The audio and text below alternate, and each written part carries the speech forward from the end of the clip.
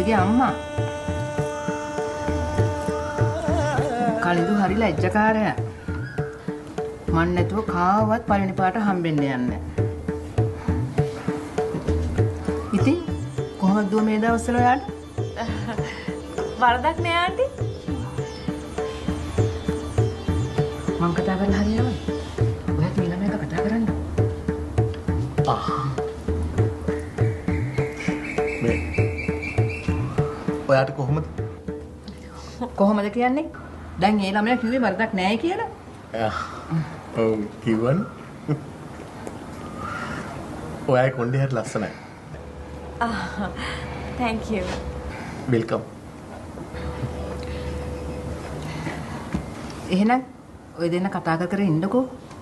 මම පොඩ්ඩක් මැනේජර් හම්බෙලා එන්නම්. දුව මොනවද කන්නේ? එහෙම විශේෂ දෙයක් නෑ ආන්ටි.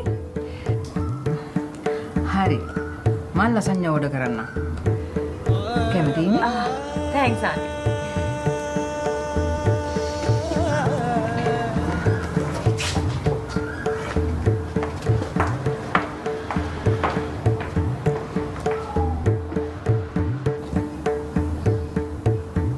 මොනවද කරන්නේ?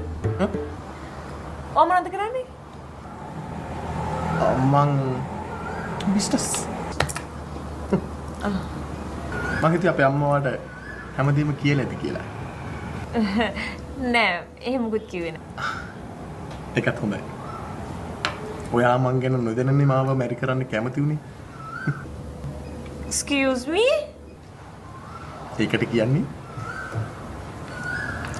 පියෝ ලව් කියලා.